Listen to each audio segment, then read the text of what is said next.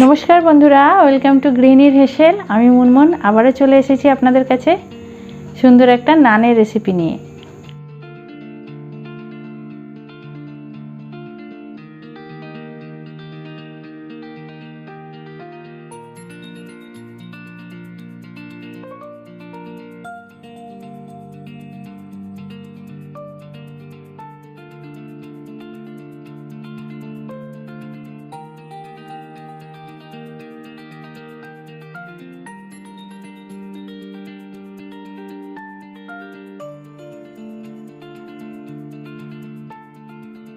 आज आमी बानिয়েছি गार्लिक बाटार नान। तो এই রেসিপিটা খুব সহজে এবং অল্প সময়ের মধ্যে কিভাবে আমি বাড়িতে বানিয়েছি সেটাই আজকে আপনাদের সাথে শেয়ার করব। তাহলে আসুন দেখে নিই রেসিপিটা। নান বানানোর জন্য প্রথমে আমি একটা বড় সাইজের বোল নিয়েছি। এর মধ্যে দিয়ে দিচ্ছি হাফ কাপ পরিমাণ গরম জল। জলের বদলে আপনারা চাইলে গরম দুধও ইউজ করতে পারেন। এবার এই জলের মধ্যে দিচ্ছি 1 চামচ ইস্ট। ইস্টটা দেওয়ার পরে এর মধ্যে দিচ্ছি 1 টেবিল স্পুন চিনি। বন্ধুরা, চিনিটা ইস্টটাকে ফুলতে খুব ভালোভাবে সাহায্য করে, সেই জন্য একেবারে ইস্টের সাথে চিনিটা দিতে হবে। দিয়ে এটা ঢাকা দিয়ে রাখবো 15 থেকে 20 মিনিট। 20 মিনিট বাদে আমি ঢাকনা খুলে নিচ্ছি। দেখুন ইস্টটা অনেকটা পরিমাণ ফুলে গেছে।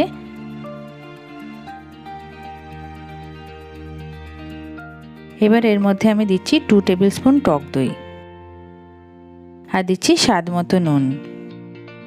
দই এবং নুনটা আমি ভালো করে মিক্স করে নিচ্ছি। মিক্স করা হয়ে গেলে একটা চালনির সাহায্যে আমি 2 কাপ পরিমাণ ময়দা চেলে নিচ্ছি। বন্ধুরা, আপনারা চাইলে ময়দার সাথে আটাও অ্যাড করে নানটা বানাতে পারেন। সেক্ষেত্রে 1 কাপ পরিমাণ আটার সাথে 1 কাপ পরিমাণ ময়দা ইউজ করবেন। আমার ময়দাটা চালা হয়ে গেছে। এবার এর মধ্যে দিচ্ছি 3 টেবিল স্পুন রিফাইন্ড অয়েল। সমস্ত জিনিসটা হাত দিয়ে ভালো করে মেখে নিচ্ছি। বন্ধুরা, আপনাদের কাছে যদি ইস্ট না থাকে বাড়িতে, তাহলে আপনারা তার বদলে বেকিং পাউডার এবং বেকিং সোডা ইউজ করতে পারেন। উষ্ণ গরম জল দিয়ে আমি পুরো ডোটা ভালো করে মেখে নিচ্ছি। ডোটা মোটামুটি মাখা হয়ে গেছে। এবার এর মধ্যে আমি তেল বুলিয়ে ডোটাকে আমি ঢাকা দিয়ে রেখে দেবো 1 থেকে 1.5 ঘন্টা। আমি ঢাকা দিয়ে দিলাম। বন্ধুরা, যতক্ষণ বেশি পরিমাণে ঢাকা দিয়ে রাখতে পারেন ততই ভালো। তো 1.5 ঘন্টা বাদে আমি ঢাকনা খুলে নিয়েছি। দেখতে পাচ্ছেন ডোটা কতটা পরিমাণে ফুলে গেছে। আর একটু বেশি ফুলতো, আমি মাঝখানে ঢাকাটা একবার খুলে দেখেছিলাম, যার জন্যে এয়ার লেগে ফোলা ভাবটা অনেকটা কমে গেছে। এবার এখান থেকে আমি অনেকগুলো লেচি করে নিয়েছি। এই লেচিগুলোর ওপরে আমি আটা ছড়িয়ে এখান থেকে একটা লেচি নিয়ে আমি একটা নান বেলে নিচ্ছি, বাকিটা ঢাকা দিয়ে রেখে দিচ্ছি। একটু ময়দা ছড়িয়ে নানটা বেলে নিচ্ছি। আমি এখানে ওভাল শেপ দিচ্ছি, আপনারা আপনাদের পছন্দ মতো শেপ দিতে পারেন নানের। উপর থেকে কিছুটা কালো জিরে ছড়িয়ে দিচ্ছি।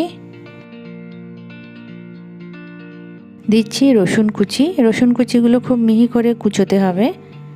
আর উপর থেকে মিহি করে কুচোনো কিছুটা ধনেপাতা। আবারও আমি এটাকে বেলে নিচ্ছি হালকা হাতে, বেশি চাপ দেব না, হালকা করেই চেপে বেলে দিলাম। এবার নানটাকে তুলে নিয়ে ওপর থেকে ময়দা ছড়ানো একটা ট্রের মধ্যে রেখে দিলাম। ঠিক একই রকমভাবে আবারও একটা আমি নান বেলে নিচ্ছি। বন্ধুরা, নানের রুটিটা কিন্তু খুব বেশি পাতলা করবেন না, একটু মোটার মধ্যে রাখবেন, তাহলে সফটনেসটা বেশি হবে।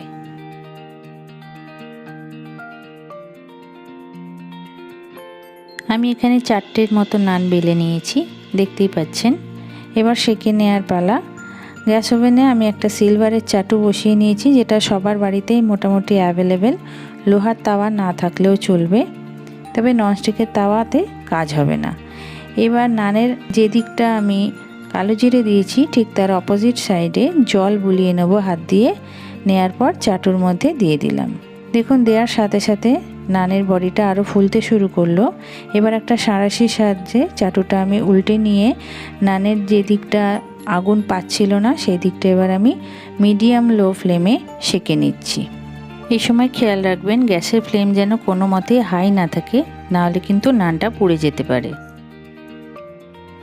আমার সেঁকে নেওয়া হয়ে গেছে। এবার উপর থেকে একটু বাটার ব্রাশ করে দিচ্ছি। ব্যাস, গার্লিক বাটার নান তৈরি হয়ে গেল।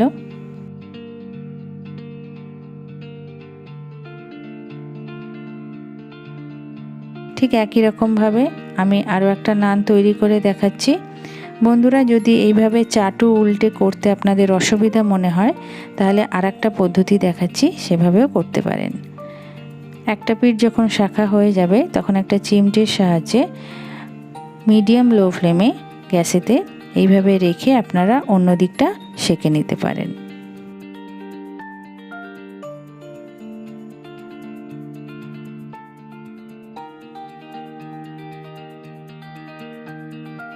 দেখুন, আমি আরও একটা নান সেঁকে নিয়েছি। আর না হলে রুটি করার যে জালিগুলো হয় তার মধ্যে রেখেও আপনারা সেঁকে নিতে পারেন। সেই প্রসেসটাও দেখিয়ে দিচ্ছি এখানে। আপনাদের এই তিনটে পদ্ধতির মধ্যে যেটা সুবিধা মনে হবে সেইভাবেই করবেন, তবে আমার মতে চাটুতে করাটাই বেস্ট। আমার নান করা হয়ে গেছে মোটামুটি সব কটাই। আমি আরও একটা নানের উপরে বাটার এইভাবে লাগিয়ে দিচ্ছি। প্রথমটা আমি চাটুর মধ্যে রাখা অবস্থায় লাগিয়েছিলাম, পরেরটা একটা প্লেটের মধ্যে নিয়ে তারপর লাগাচ্ছি। আপনারা আপনাদের সুবিধা মতো করতে পারেন। আমার সব কটা গার্লিক বাটার নান তৈরি হয়ে গেছে। দেখতেই পাচ্ছেন কত সুন্দর হয়েছে এবং ভীষণই সফট হয়েছে।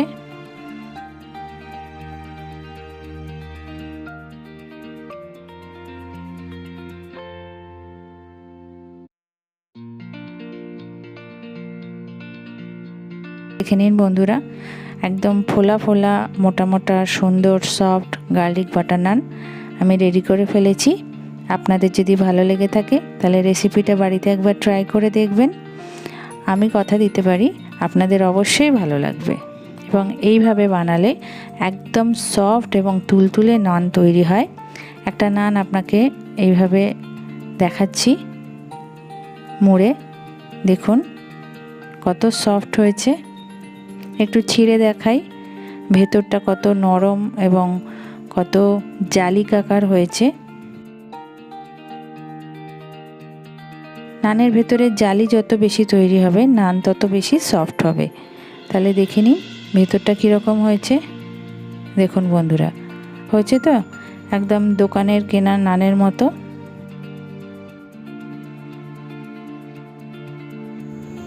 বন্ধুরা, নানের রেসিপি আপনাদের কেমন লাগলো দেখে অবশ্যই আমাকে কমেন্ট করে জানাবেন।